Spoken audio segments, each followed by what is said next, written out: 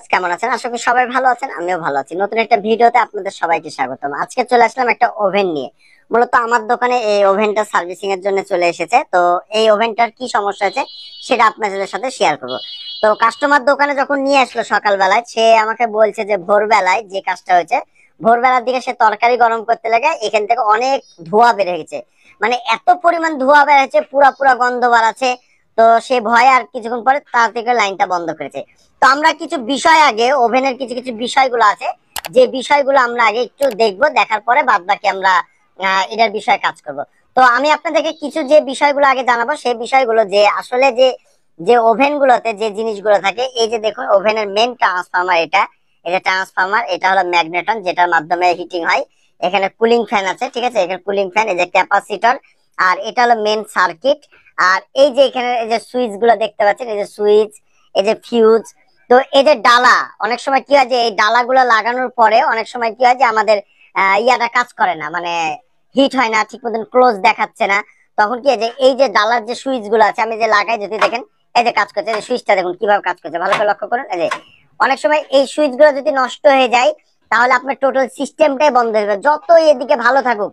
এই সুইচটা নষ্ট হওয়ার কারণে আমি আরেকবার দেখাচ্ছি, এই যে দেখুন কাজ করছে, পুশিং করছে রেড কালারটা। এই সুইচটা নষ্ট হওয়া মানে আপনার টোটাল সিস্টেমটাই বন্ধ হয়ে যাবে। যদি আপনি দেখলেন কোনো সময় ডালা লাগাচ্ছেন, লাগানোর পর আপনার কোনো কাজ করছে না, তাহলে সর্বপ্রথম আপনার সুইচটা চেঞ্জ করবেন, ঠিক আছে, সুইচটা দেখবেন ঠিক আছে কিনা। আর এই যে ওভারলোড যে থার্মোস্টার গুলো আছে, প্রত্যেকটা ওভারলোড থার্মোস্টার দেওয়া আছে।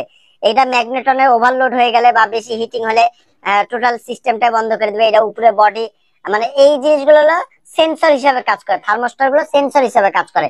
তো এখন হলো আমরা এটা লাইন দেবো, লাইন দিয়ে আপনাদেরকে দেখাবো যে আসলে অ্যাকচুয়ালি এটার কি প্রবলেম হচ্ছে, সেই প্রবলেমটা আপনাদেরকে দেখাবো। এবং এটার প্রাইস কত, যেরকম এই ম্যাগনেটনের দাম হলো কম দামের আছে, 700-800 আছে, 1500 আছে, 1800 আছে। এই ট্রান্সফরমারটি দেখতে পাচ্ছেন, এই ট্রান্সফরমার 1500, 1800, 2000, 2500 বিভিন্ন দামের হয়ে থাকে। তো চলুন আমরা এটা লাইন দিই, লাইন দিয়ে আপনাদেরকে দেখাই আসলে এটার প্রবলেমটা কি হচ্ছে। আমি প্লাস্টিকের একটা মগে এখানে পানিটা দিয়ে দিলাম, ভিতরে পানিটা দিয়ে দিলাম, পানি দিলাম, আটকে দিলাম। লাইনটা দাও মামা, লাইনটা দিলাম।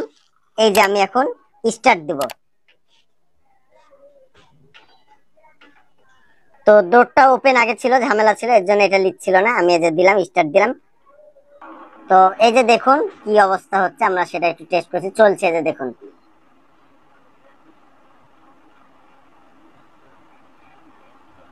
পুরা পুরা গন্ধ বাড়াচ্ছে। এই যে কাস্টমার বলেছিল না পুরা পুরা যে গন্ধটা, সেই গন্ধটা এই যে আমরা পাচ্ছি।